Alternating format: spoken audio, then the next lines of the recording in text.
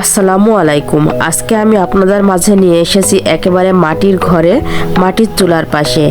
আজ কোনো ফাস্টফুড না, কোনো বাজারের প্যাকেট না, আজ কত হবে একেবারে হারিয়ে যেতে বসা আমাদের ঐতিহ্য চুষি পিঠা, যাকে অনেকেই বলে হাতে কাটা সেমাই পিঠা। এক সময় শীত এলেই এই পিঠার ধুম পড়তো। মায়েরা দাদিরা উঠানে বসে হাতে কেটে এই চুষি পিঠা বানাতো, কিন্তু আজকে সেইগুলা চোখেই পড়ে না।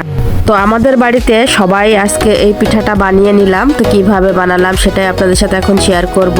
প্রথমে তো পিঠাগুলা বানিয়ে নেওয়া হয়েছে, কিভাবে বানানো হয়েছে সেটাও আপনাদেরকে দেখাইছি। তারপর এর ভিতরে পানি দেওয়া হয়েছে, দুধ দেওয়া হয়েছে। দুধ আর পানিটা ফুটে গেলে তারপর খেজুরের গুড় দেওয়া হয়েছে।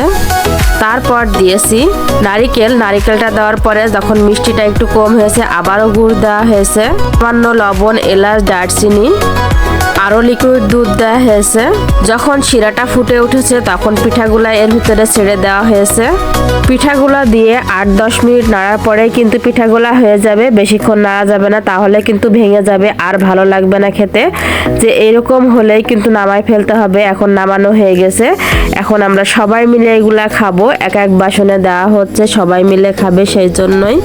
এই পিঠা শুধু খাওয়ার জন্য না, এই পিঠার সাথে জড়িয়ে আছে শৈশব, দাদির হাতের, মায়ের হাতের আদর আর গ্রামের উঠান।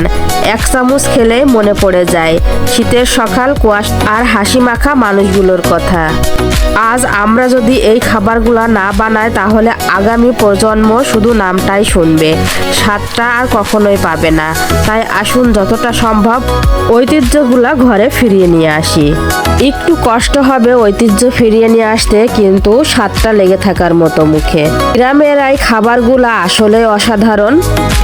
কে কেমন পছন্দ করেন সেটা তো আর আমার জানা নাই। যাদের এই পিঠাগুলা পছন্দ বা যারা প্রথম দেখছেন তারা তো বুঝতেই পারছেন, না খেলেও বুঝতেই পারছেন কতটা লোভনীয় হয়েছে।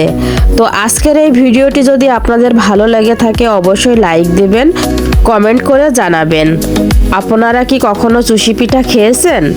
আর আমাদের এই হারানো ঐতিহ্যকে বাঁচিয়ে রাখতে ভিডিওটা শেয়ার করতে ভুলবেন না কিন্তু।